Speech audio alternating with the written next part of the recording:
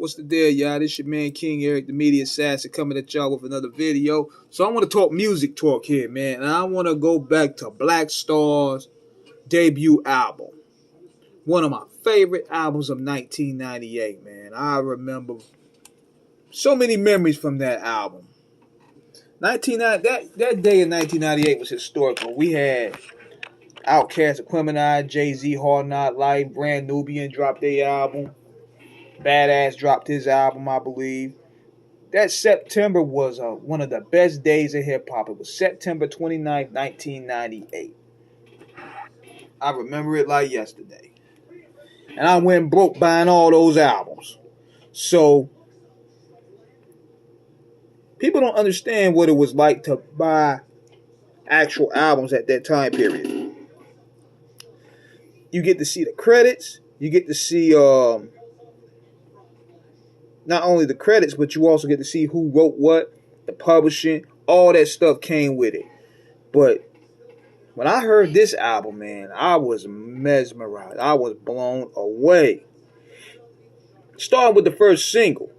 I remember when I first seen it on BET, it was called Definition. And they were going in talking about what was going on with the violence in hip-hop. Now, what I was impressed with, first of all, was the visuals. This was my first time being introduced to Mos Def. I never heard of him before, or Talib Kweli. And I was mind blown. They sampled KRS's KRS-One joint.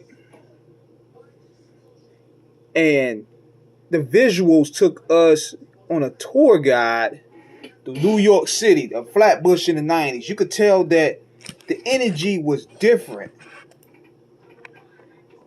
The energy was different around that time in the city, man. The people dressed different. There was more so a seek of knowledge of self. Not everybody was a cartoon character. Everybody had their own identity. And around New York around that time, you had Pun out. DMX was out. Cannabis was preparing his album. Nori was dropping his album. Jay-Z was preparing to drop an album. And out of nowhere, these guys from Flatbush, Brooklyn, come out of nowhere.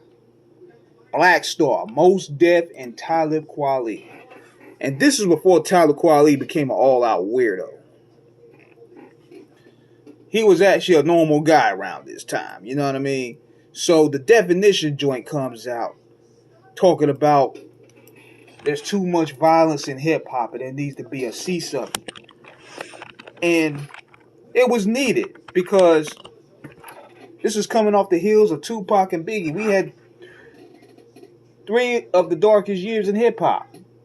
Lost Easy in 95, lost Pac in 96, and lost Biggie in 97. So hip-hop needed a restart. And these brothers were perfect for it. So then I hear the B-side, the Redefinition. I was like, okay, I got to get this, man. Mos Def just went crazy on that B-side of Redefinition. So I went ahead and copped the album. And it was everything. I was automatically hooked. The Respiration track with Common, it took us on a tour through that 90s New York street scene. Not rapping, but the tour of the city. You can feel the gloom. You can feel the smogness of New York City with the pictures that they painted about it. Then you had Brown Skin Lady, which was a salute and love letter to black women, building black women's self-esteem up. See, what I love about this album is that it paid homage to the 5%er. It was talked about Garveyism, the true essence of the 5 MCs, and most importantly, exploit peer MCing. And Talib did a great job of being the balance of Mos Def. Mos Def is definitely the star here. High Tech, what's his name? J Period, and other people contribute to the sounds. But Mos Def was definitely the star here, man. I mean, he's the Andre 3000 of New York to me. He could freestyle, sing, harmonize, drop gems,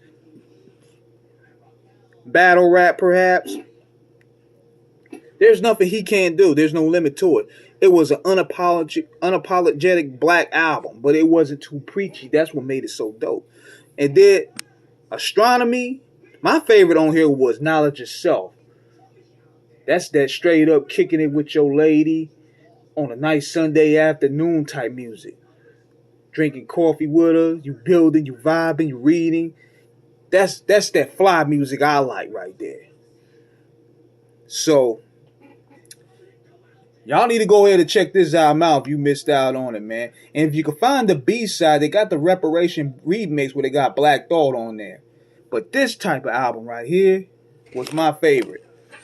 We were spoiled, man. We had, damn, Hard Knock Life, this album, Aquemini, all in one day. Then you had Tribe Called Quest. They dropped the Love Movement, which was cool. But this right here was incredible. So definitely check it out when y'all have time to revisit the classics. This is King Eric signing out. Peace.